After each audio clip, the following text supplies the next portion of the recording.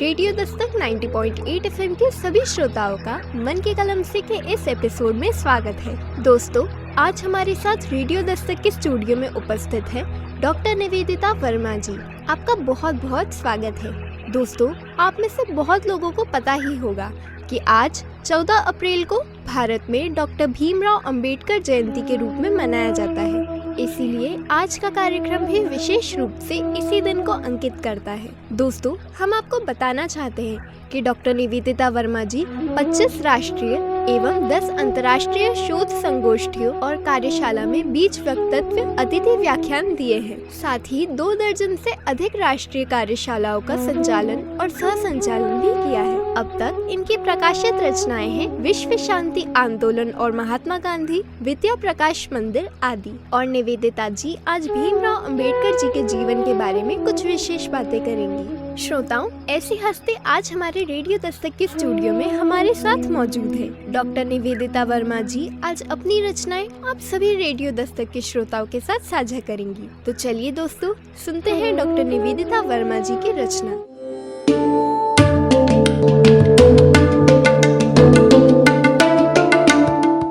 नमस्कार।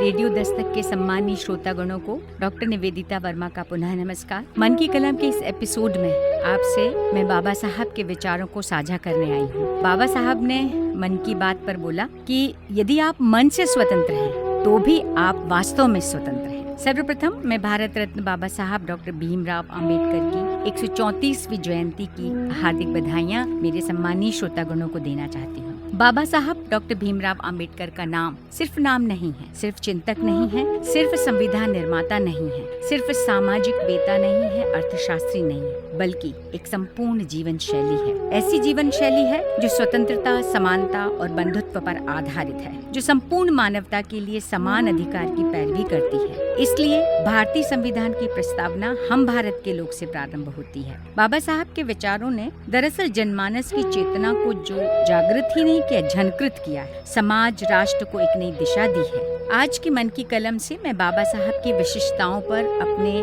विचार आपसे साझा करना चाहूंगी। मुझे बाबा साहब की एक बात बहुत अच्छी लगती है, और सिर्फ अच्छी नहीं लगती, उस बात ने मुझे बहुत अधिक प्रभावित किया और बहुत गहरे मेरे विचार पर और मेरे मानस पर उसने अपना प्रभाव छोड़ा है। वो है, अच्छा दिखने के लिए नहीं बल्कि अच्छा बनने के लिए जियो। क्योंकि परिवार, समाज, राष्ट्र की नींव, विकास, ये सब जागरूक नागरिकता पर ही बनती है। इसलिए डॉक्टर अंबेडकर ने समान शिक्षा, अधिकारों और कर्तव्यों के प्रति जागरूकता, सामाजिक आर्थिक समानता, स्वतंत्रता को संविधान की प्रस्तावना में रखा है। डॉक्टर अंबेडकर ने कहा कि समानता एक कल्पना हो सकती है, लेकिन विकास की प्राथमिकता है, और विकास की प्राथमिकता किताबों से नहीं, सोच से संभव है। स्वाभाविक है कि परिवार, समाज, राष्ट्र में किसी परिवर्तन की जब हम बात करते हैं और परिवर्तन की बात सोचते हैं तो पहले स्वयं की सोच को बदलना होगा। परिवार, समाज, राष्ट्र से प्रश्न पूछने या अपेक्षा करने से पहले आत्मचिंतन करना होगा। अपने आप से सवाल पूछना होगा कि हमारी अपनी भूमिका क्या है।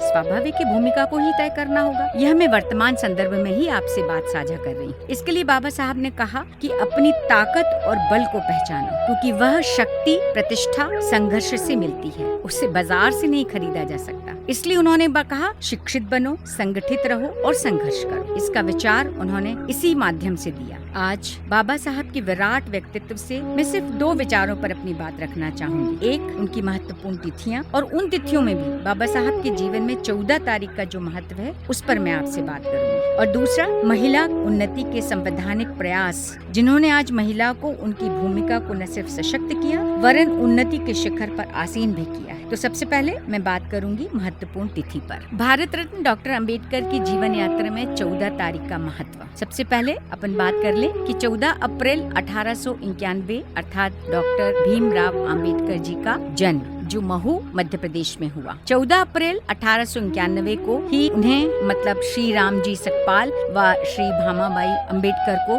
बाबा साहब के रूप में संतान प्राप्ति हुई थी। डॉक्टर भीमराव अंबेडकर के जीवन में 14 अप्रैल 1908 में जो महत्वपूर्ण तिथि रही वो थी कि वे मैट्रिक में उत्तीर्ण हुए। महार समाज के वे प्रथम छात्र हुए जिन्होंने मैट्रिक उत्तीर्ण किया। 14 अप्रैल 1918 में बाबा साहब ने उच्च शिक्षा के लिए वे अमेरिका गए। 14 अप्रैल 1920 को नागपुर में अखिल भारतीय बहिष्कृत जाति का प्रथम अधिवेशन का आयोजन हुआ। 14 अप्रैल 1922 को बाबा साहब को डॉक्टर ऑफ साइंस की उपाधि दी गई और the problem of rupees per शोध प्रबंध बाबा साहब ने अपना प्रस्तुत किया और बाबा साहब ने वकालत का प्रारंभ किया 14 अप्रैल 1923 को। बहिष्कृत भारत मराठी पाक्षिक प्रारंभ हुआ 14 अप्रैल 1927 को। 14 अक्टूबर 1935 में संकल्प, मैं हिंदू धर्म में पैदा हुआ हूँ क्योंकि यह मेरे बस में नहीं था, परंतु मरना मेरे बस में है, इसलिए मैं हिंदू धर्म में रहकर मर नहीं सकता का संकल्प बाबा साहब ने लिया। 14 अगस्त 1937 को स्वतंत्र मजदूर संघ की स्थापना बाबा साहब ने की। 14 फरवरी 1945 को गांधी और कांग्रेस ने अछूतों के लिए क्या किया, इसका लोकार्पण बाबा साहब ने किया। 14 सितंबर 1945 को पीपल्स एजुकेशन सोसाइटी की स्थापना बाबा साहब ने की और शारदा कबीर से बाबा साहब का विवाह ही 14 अप्रैल 1948 को हुआ और 14 सितंबर 1948 को सरदार वल्लभ भाई पटेल को बाबा साहब ने सलाह दी कि हैदराबाद संस्थान भारतीय संघ राज्य में विलीन हो, अन्यथा सैनिक कार्यवाही करके हैदराबाद भारत में विलीन किया गया। 14 अक्टूबर 1956 को बाबा साहब को दीक्षा भूमि नागपुर में 7 लाख अनुयायियों को बौद्ध परिवर्तन बाबा साहब ने करवाया। फिर 14 नवंबर 1956 को काठमांडू नेपाल में बुद्ध व कार्ल मार्क्स पर बाबा साहब का बहुत प्रभावी प्रवचन भी हुआ। और अब बात मैं करूं डॉक्टर भीमराव अंबेडकर द्वारा किए गए महिला उन्नति के प्रयास पर। इसको मैं 21वीं सदी के पूर्वार्ध के संदर्भ में बात करना चाहूंगी। विभिन्न कालों में महिला सशक्तिकरण पर, उनके अधिकारों को लेकर और समाज में पद प्रतिष्ठा अर्जित करने के लिए समय समय पर जो मुक्ति आंदोलन हुए थे, 21वीं सदी के भारतीय महिलाओं को उनके अवसर अधिकारों को दिलाने के लिए भारतीय जनमानस के कुछ व्यक्तित्वों ने विश्व के समक्ष श्रेष्ठतम उदाहरण अवश्य प्रस्तुत किए थे। लेकिन 20वीं सदी के उत्तरार्ध और 21वीं सदी के प्रारंभ में महिला सशक्तिकरण के लिए, महिला के अधिकारों के लिए डॉक्टर भीमराव अंबेडकर द्वारा किए गए महिला उन्नति के प्रयास बहुत महत्वपूर्ण है। इस पर विचार किया जाना आवश्यक है। डॉक्टर अंबेडकर ने महिला की उन्नति के संबंध में विभिन्न प्रयास किए हैं, जिनमें प्रमुख रूप से मैं बता सकती हूँ वैचारिक और बौद्धिक स्तर के संवैधानिक प्रावधान उन्होंने किए। सार्वजनिक जीवन के प्रत्येक क्षेत्र में महिलाओं की सक्रिय भागीदारी को संवैधानिक स्वरूप उन्होंने दिया। आत्मनिर्भर बनने और स्वतंत्र निर्णय लेने की क्षमता को विकसित करने की बात उन्होंने की। उनकी शिक्षा एवं आत्म विकास हेतु सामाजिक, बौद्धिक तथा आर्थिक अधिकारों को वैधानिक आधार भी बाबा साहब अंबेडकर ने दिया। मैं बात करूं सामाजिक उत्थान की, तो सीधे तौर पर महिला सशक्तिकरण से जुड़ा हुआ है। उस समय की बात अगर की जाए तो समाज में जो सती प्रथा उस समय थी, उस सती प्रथा पर कानून जरूर बना, परंतु उसके साथ महिला अधिकारों को लेकर कई कानून व्यवस्थाओं की वो शुरुआत नहीं हुई जिसकी उस समय आवश्यकता थी। डॉक्टर भीमराव अंबेडकर जैसे महामानव का प्रादुर्भाव सामाजिक उत्थान में नारी की सामाजिक और सांस्कृतिक धरोहर, जो विदेशी दासता से पारिवारिक मूल्यों की रक्षा करती हुई स्वयं को धूल धूसित करती जा रही थी, को प्रमुखता से संरक्षित करने का वैधानिक आधार प्रदान कर नारी की लोकतांत्रिक मूल्यों को अमरता प्रदान करने के लिए ही हुआ था। 20वीं सदी के प्रारंभ में समकालीन व्यक्ति विशेष मानवता, सामाजिक उत्थान और प्रगति की बात तो कर रहे थे, लेकिन उनकी कोई ठोस युक्ति सर्वव्यापी रूप से प्रतिपादित नहीं हो पा रही थी। और तब डॉक्टर अंबेडकर ने समाज को आईना दिखाया और बोला कि मैं समाज की प्रगति का आधार महिला की प्रगति का आधार मानता हूँ। मेरे मत में इस सूत्र के दो सन्निहित अर्थ हैं। अपने देशवासियों के अधिकारों को लेकर सर्वोपरि महत्ता और दूसरा विदेशी गुलामों के अस्तित्व को ही सीधे तौर पर नकारना और दिखाना कि हम खुद उठ सकते हैं और खुद अपनी गंदगी साफ कर सकते हैं। बाबा साहब जानते थे कि बात करने से नहीं, वरन उस पथ पर चलकर उस पर काम करने की इच्छा से ही कुछ होगा। अतः उन्होंने सामाजिक स्तर पर महिला पुरुष की समता को जन स्वीकृति दिलाने के लिए कठोर कार्य करना प्रारंभ किया, जिनमें प्रमुख रूप से जनसभा करना,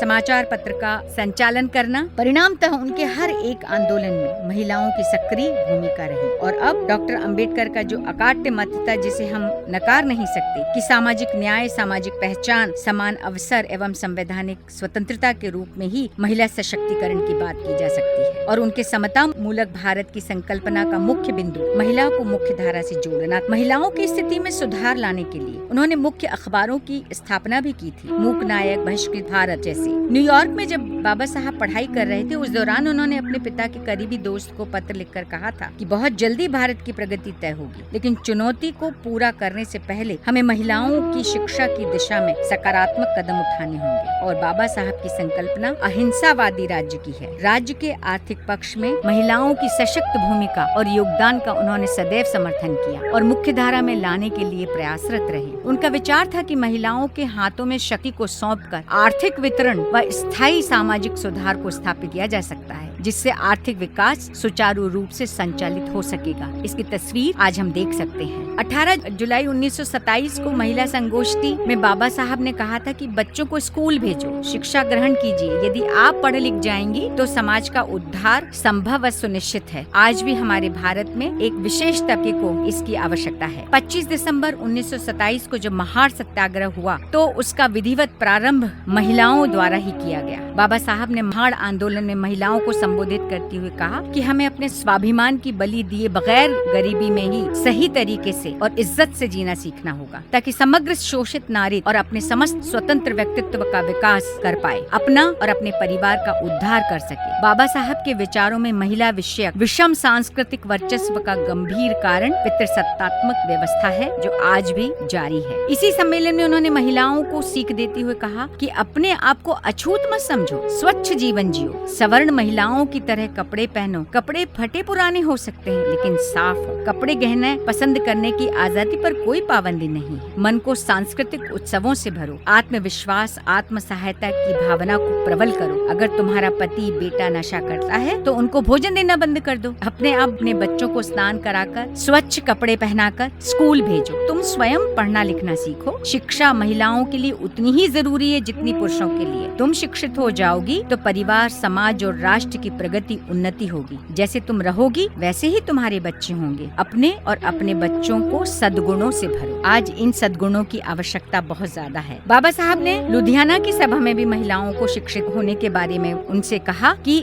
आप शिक्षा के प्रति अपनी लगातार रुचि बढ़ाइए। शिक्षित महिलाओं को संसार की कोई ताकत उनके अधिकारों से वंचित नहीं कर सकती। बहनों, माताओं, मैं चाहता हूँ भारतीय नारी जागृत हो, संगठित होकर अपने अधिकारों के लिए संघर्ष करे। 1928 में श्रीमती रमाबाई अंबेडकर की अध्यक्षता में महिला कल्याणकारी संस्था की स्थापना की गई थी। 10 नवंबर 1938 को बॉम्बे लेजिस्लेटिव असेंबली में महिलाओं की समस्या से जुड़े विषय उठाए गए, विशेष रूप से प्रसव दौरान महिलाओं के स्वास्थ्य संबंधी विषय पर। 1942 में बाबा साहब पहले व्यक्ति थे जिन्होंने मातृत्व लाभ विधेयक सभा पटल पर रखा था और आज मातृत्व लाभ का जो आधार है वो या उसका लाभ उठा रही हैं महिलाएं। यही नहीं, उन्होंने बाल विवाह, देवदासी प्रथा दूर करने, खत्म करने, समाज को जागृत करने के लिए कई कल्याणकारी व परिवर्तनकारी प्रयास किए। 20 जुलाई 1942 को नागपुर में आयोजित भारतीय दलित महिला सम्मेलन में बाबा साहब ने महिलाओं को जागृत हो, संगठित हो और शिक्षित बनो का मूल मंत्र दिया था। बाबा साहब के लघु कृति भारत में नारी उत्थान और पतन में महिलाओं के उत्थान, सम्मान और सामाजिक प्रतिष्ठा हेतु महिलाओं को 9 सीखें बाबा साहब ने दी। पहली सीख उन्होंने दी कि महिलाएं हीन भावनाओं को तिलांजलि दें और उच्च शिक्षा प्राप्त करें। दूसरा उन्होंने बोला, बच्चों को उत्कृष्ट आकांक्षाएं पैदा करें, उन्हें उच्च शिक्षा दें। बेटी बेटियों में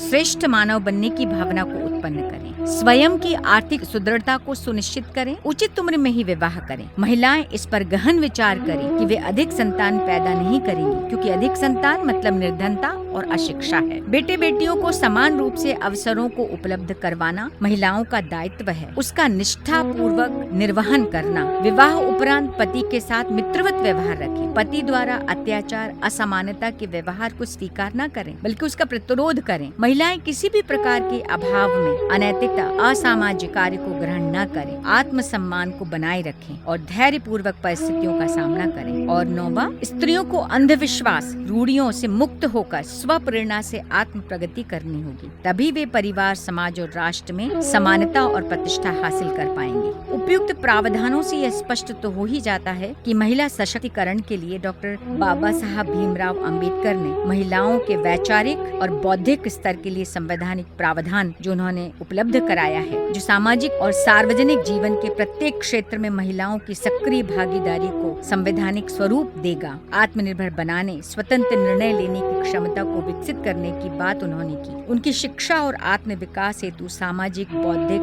आर्थिक अधिकारों को वैधानिक आधार बाबा साहब ने प्रदान किया है। संपूर्ण वैचारिक महिलाओं पर वैचारिक विवेचना से स्पष्ट है कि बाबा साहब ने भारतीय नारी, चाहे किसी भी जाति वर्ग की हो, उसकी प्रतिष्ठा, सम्मान को समाज में स्थापित करने के लिए कठिन संघर्ष किया है और भारतीय नारी को सामाजिक, आर्थिक व कानूनी सुरक्षा व समता प्रदान कर मानव होने का गौरव प्रदान किया है। उन्होंने 6 फरवरी 1948 को अपनी धर्मपत्नी श्रीमती सविता देवी को लिखे गए पत्र में महिलाओं के प्रति आदर सद्भाव व्यक्त करते हुए लिखा था कि मैं स्त्रियों को उन्नति और उनकी मुक्ति के लिए लड़ने वाला महान सेनानी बना रहा हूँ और स्त्रियों के स्थान को बढ़ाने के लिए पर्याप्त संघर्ष भी किया है, जिसका मुझे गर्व है। निसंदेह आज बाबा साहब ने जो भारतीय नारी के सामाजिक, आर्थिक, कानूनी संरक्षण व नैतिक पारिवारिक मूल्यों को जो स्थापित किया है, महिलाओं के जो उज्जवल भविष्य के लिए मार्गदर्शन दिया है, भारतीय नारी का जो मार्ग प्रशस्त किया है, उसके लिए हम सब महिलाएं बाबा साहब के प्रति अपना आभार व्यक्त करते हैं। और डॉक्टर भीमराव अंबेडकर के इन्हीं प्रयासों के परिणाम हैं कि आज ग्राम कस्बे की महिलाएं राष्ट्रीय, अंतर्राष्ट्रीय स्तर पर महत्वपूर्ण भूमिका निभा रही हैं और उन्नति के सर्वोच्च शिखर पर आसीन हो रही हैं। अब मैं अंत में मैं अपने सम्मानीय श्रोतागण से ये अपेक्षा रखती हूँ कि बाबा साहब के इन विचारों को, विशेषकर महिला विचारों को, महिला संबंध विचारों को अपने परिवार, समाज और राष्ट्र में न सिर्फ उसका पालन करें, न सिर्फ उसे समाज के, राष्ट्र के विकास के लिए महिलाओं को उन्नति के वो अवसर प्रदान करें, समानता वाली बात करें और यही नहीं बल्कि उनका सम्मान, विशेष रूप से सार्वजनिक स्तर पर और सार्वजनिक स्थानों पर उनका सम्मान हो, जिससे बाबा साहब के विचारों को हम आज न सिर्फ जीवित रखें बल्कि प्रासंगिक भी रखें। इस आशा और अपेक्षा के साथ मैं आज आपसे विदा लेती हूँ। बहुत धन्यवाद।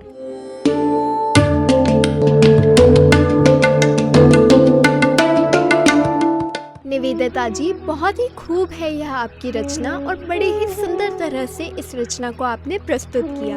आदरणीय डॉक्टर भीमराव अंबेडकर जी की तारीफ में शायद शब्द भी कम पड़ जाएंगे, परंतु जो भी उपलब्धियां और जितने भी कार्य उनके द्वारा भारत देश की महिलाओं के लिए किए गए हैं, जिन्हें आपने इस रचना के माध्यम से हम सभी के बीच रखा, वह निस्संदेह ही सराहनीय कार्य है। क्योंकि इस बात से अच्छी कोई और बात हो नहीं सकती कि हमारे देश की महिलाएं अगर व्यवस्थित ढंग से पढ़ लिख जाएंगी और समानता के अधिकार का उपयोग करते कंधे से कंधा मिलाकर विकास पथ पर संग चलेंगी, तो निश्चित तौर पर ही हमारे भारत का नाम समस्त विश्व में नंबर 1 पर रहेगा और इसका श्रेय हमारे भारतीय संविधान को जाता है। बहुत ही खूबसूरत रचना है आपकी निवेदिता जी। हम धन्यवाद करना चाहेंगे आपकी युवा पीढ़ी का उत्साह वर्धन करती इस अद्भुत रचना के लिए, जो आपने हमारे समस्त रेडियो दस्तक के श्रोताओं के साथ साझा की। एक बार पुनः आपका बहुत बहुत धन्यवाद।